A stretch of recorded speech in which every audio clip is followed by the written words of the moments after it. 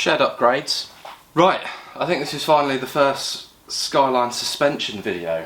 So I figured out I can show you some images of what I've been able to get access to and copy, just not in the kind of bigger context of what it was, to help explain the parts that I'm making. But the first bit that we're going to make is the third link, or it's called third link. Some people call it gooseneck. In Japan they call it a cat hand. But it's essentially this bit. So Skylines have got kind of a multi-link suspension vibe for anyone who hasn't got a Skyline. So you've got your kind of swivel upright there, and then you've got this third link that goes to the top arm, and it's just so you can have all that funky geometry banter. But on the Group A cars it's a very different design, so that's all pressed out of sheet metal. On the Group A cars it's kind of tubular, so I'll put a couple of images in here for you so you can see the tubular makeup of it, and it's relatively complex, as you can see from those. It's pretty involved. So I work with, well, not with, so I paid a company called Design 79 who went and scanned all of the bits that I kind of outlined and some pickups and whatnot, just to get all the data I needed. What we can do now with all the data that we've got is make up the big bottom bearing holder. I think normally it's just some like needle roller bearings and maybe a couple of bushes in the swivel bit, but in the Group A it's got two like sodding great tapered roller bearings. So we're going to make up that bottom section and make up the top section. So there's going to be a load of turning on a lathe that's not really capable of doing it, but it just means it takes longer. So I won't be able to get all like A-bomb 69 and show you me taking 2 mil of depth of cut at each time. I'll probably just do some cinematic picking up different drill bits vibe, and then there'll be I'll show you what I can. She in shot? She's in shot. One of the last cuts on the old Axminster from this big bar, and then we can go to the lathe.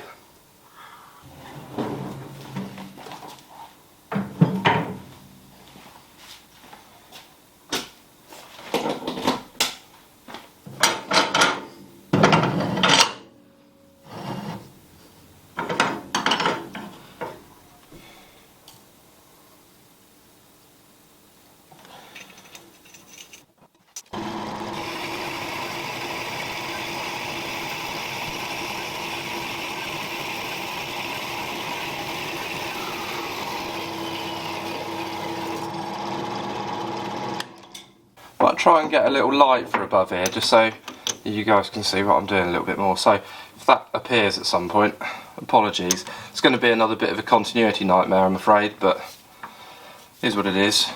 Kids and that.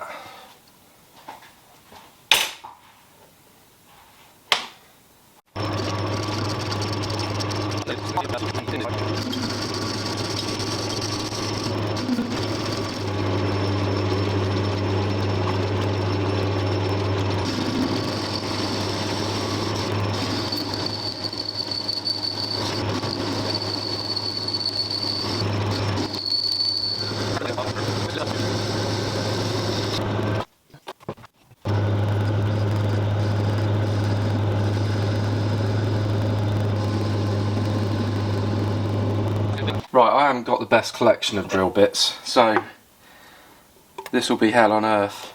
This has to go out to, you know, kind of around almost 2 inch. And I can't get all the way through, so it'll have to be from both sides. But you'll see it as it kind of, you know, we'll get there, it's alright. I've only got 50 mil of throw on this tailstock, so you have to do a bit of drilling and then come out completely and then give it a bit of a Neil Buchanan and then go back in like that. So long. The pilot drill's the worst.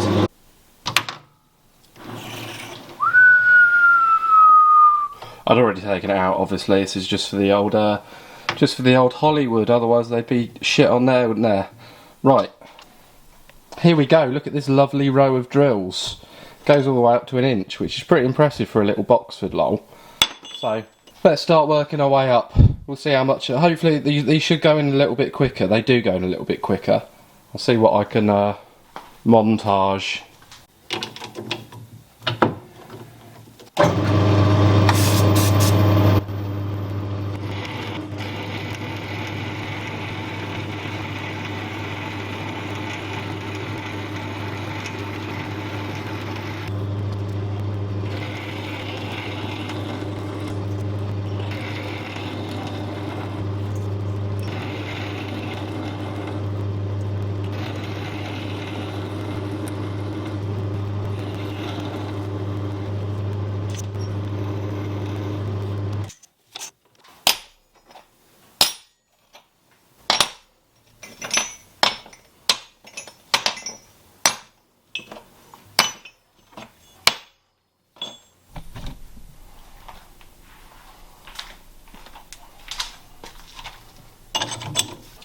Problem is, this lathe's only got, you know, a 13 amp plug, so I can't go straight in with this, which is why I had to do all those tiny little steps. But we're up to 1 inch now. We've got some offcuts. We'll pass this in, and then it's boring time.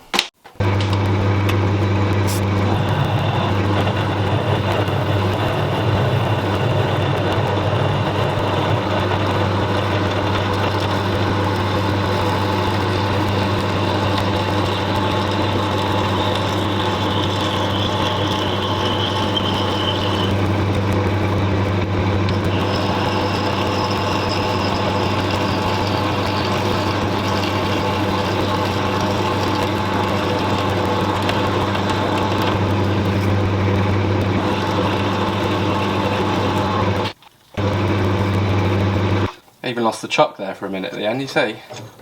But that's it. Need to take another 15mm out of the boring bar, and then we've got our centre bit done. Better have a quick clean up, eh? She doesn't deserve this. She deserves better than this.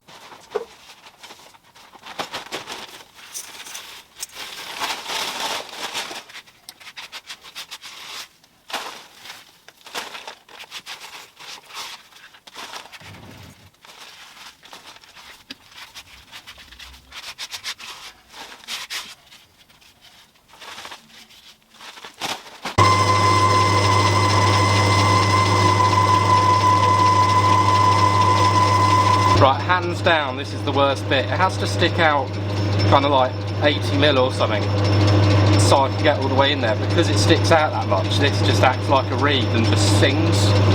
And I can only take off tiny amounts at a time, so it sings and it takes ages. I've got to take like 7 or 8mm off the radius of this.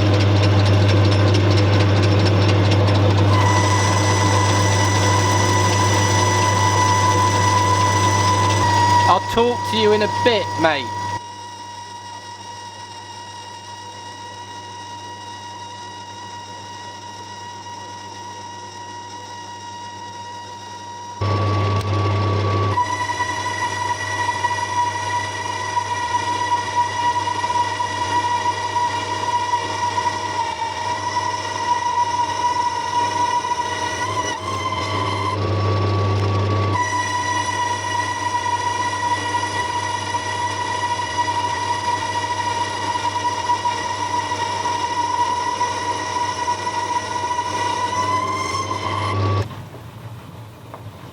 You get a bit of a chattery surface finish because this is sticking out so much. That's what the noise is anyway. So, but it doesn't matter because the space in between, it's just a gap. It's just to separate the bearings. So the surface finish matters on the next cut. But what we need to do that is put this tool back in, because it's only going to be kind of 20mm-ish. So we can put that right back so we can make it accurate, and then we take it out to the final finish.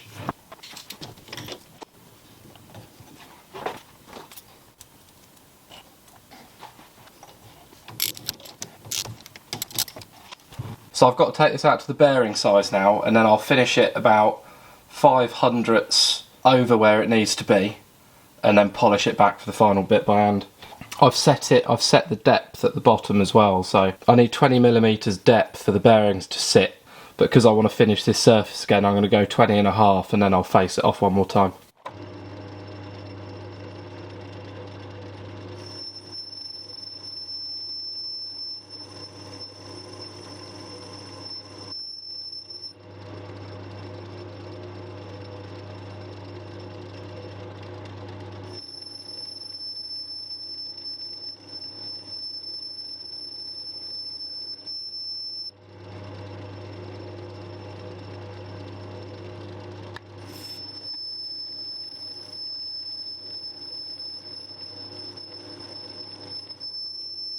this has to go to 47, so I'm going to take it to 46.95, and at the moment it's 46.25. And what I do is, because there's so much flex in this lathe, I do one pass with a deep cut, and then I'll do 2 passes with the same number dialed into it, and it gives me a more kind of repeatable reading, just working around dodgy tools. So if I go another 0.25 on there, that should take us to 46.75.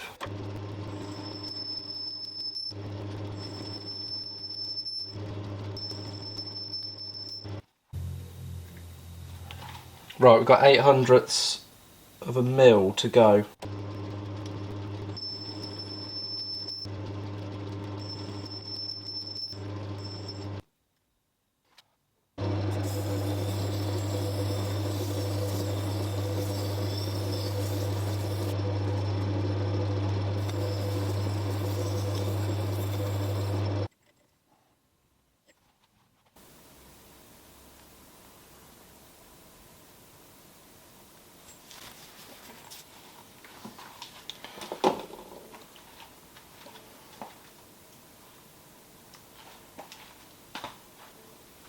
Sorry, it's a bit bright here, isn't it? It's quite difficult to get the light right in here. So I'm going to spin it around, I'm going to drill the holes so it goes all the way through. Maybe change the length of it a little bit, and then I need to re-centre it after doing all that to make sure we're completely aligned on these bearings. Oh.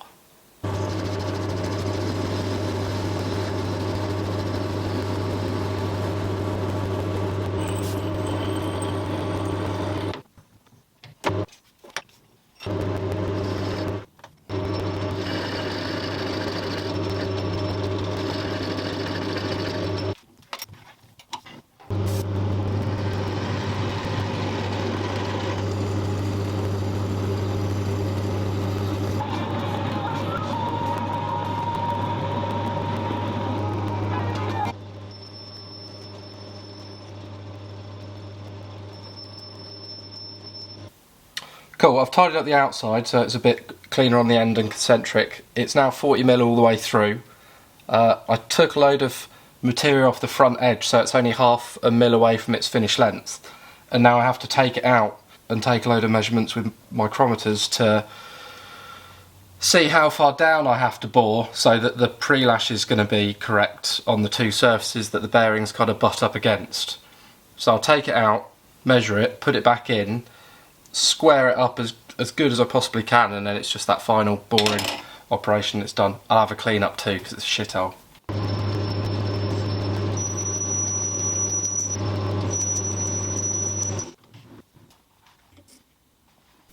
Bob on. Not bad.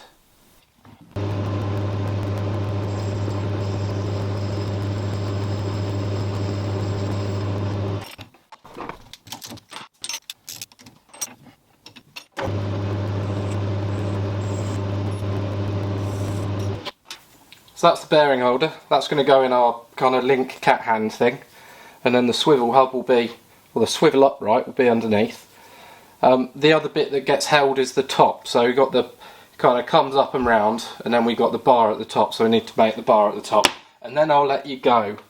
I think we're already at, I mean, I'm at a few days, but I think we're already at 15 minutes where I normally end a video, but everyone's doing feature length these days, aren't they? And I can't really do too much videoing, so let's do loads in one go, and then I'll see you next year or something. Can you see that?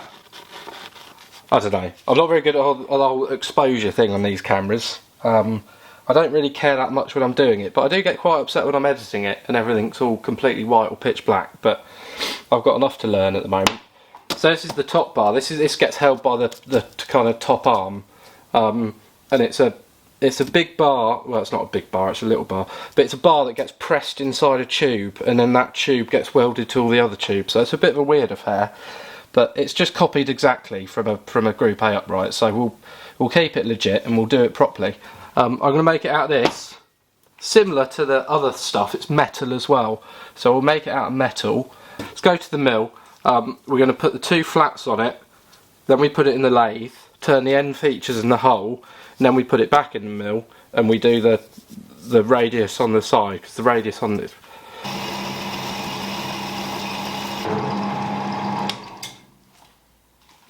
Welcome to my milling machine. Do you like it? I think I said on the other video, but this came out of a school and it cost absolutely nothing. The only thing I've done since is I've fitted a DRO because Wales told me to, and he was so right. It's just the best thing. So I fitted that before I even used it. It's very good. Let me explain. So I'm probably doing this wrong, so don't really listen to me. If you're going to listen to anyone, don't listen to me. I've never been taught how to use a mill, and until about 3 days ago I'd never used one before. So I'm just kind of vibing it off what I think you should do. But it seems to work. So why is my DRO cool? My DRO is cool because normally you have all of these stupid things that fall off. You have all these graduation marks and you've got to remember where you are and do all that stuff. But with a DRO, I know that I want to take, how much do I want to take? 6.46 mil off the top of here. So all I have to do is find where the top is. I think you normally do that with an edge finder or something, but I haven't got one of those. I'm trying to just buy what I need.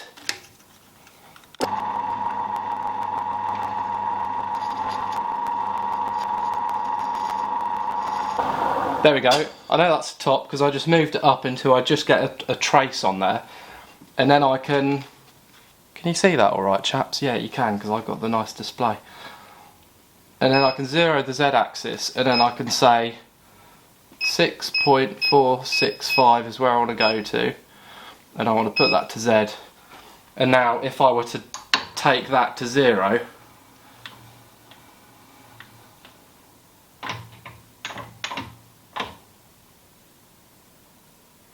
you know, there-ish, for the sake of argument, that means I've got my full, I don't have to look at all the things, and sometimes they move, and also, because everything that doesn't have bull race lead screws or whatever has backlash in it, the backlash is irrelevant because it's measuring straight off the...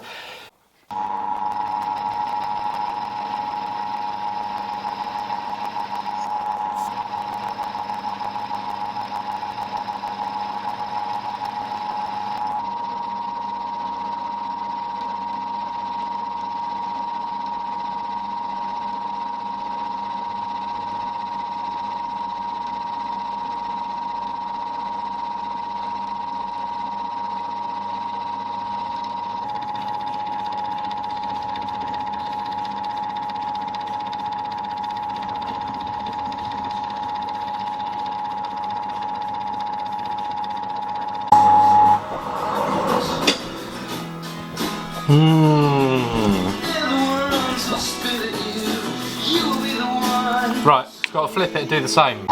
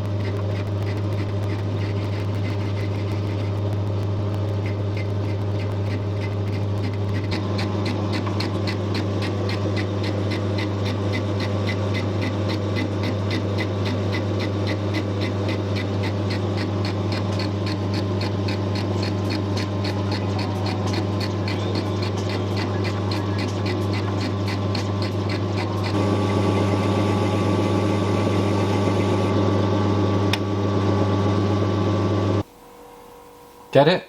Got to put the same on the arse now. Few intermissions, too many whiskies, and we got both sides done. Now I just need to round over these edges on the old milling machine over there, and completed it, mate.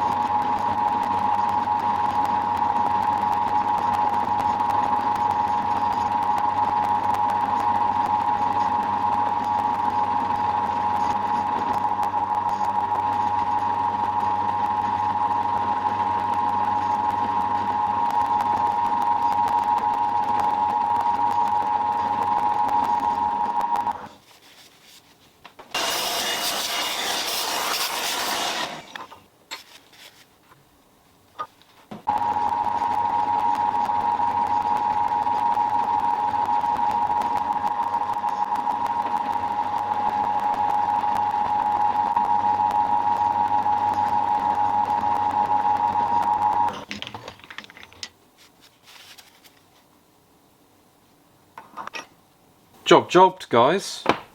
And obviously we need two sides to a vehicle, don't we? There we go. We're actually moving towards making a component. So again, it was this bottom part here. This holds top arm, top part. So top arm attaches to here, but not on these brackets. They've got special brackets, and then it comes down. And then all of this attaches to it, but not these. Special ones are these. And then it goes to the swivelly lad over there. Almost feels like progress, doesn't it? And we've got to use the mill, got to use the lathe past its kind of real capabilities. Again, huge news. New bandsaw, like the old bandsaw, but it takes up more space, but it's got a party trick. It like goes vertical, so you can do, you know, just like sheet work on it as well, rather than just cutting tube. And it's a Startrite one, which is proper kind of Kent British loveliness from the 60s. I need to rebuild the damper on it, but don't worry, won't bore you with any of that lot. All the turning stuff's done. I've designed a jig. I need to build the jig, and then after that it will be starting to put all the tubes on it and weld stuff up. Oh, here I got a little jig parcel. Look, I got it all cut out 10mm 275. I think, and I've got all my bolts, and basically I need to put it on the milling machine, put in pins, because it does both left and right. That's the next one.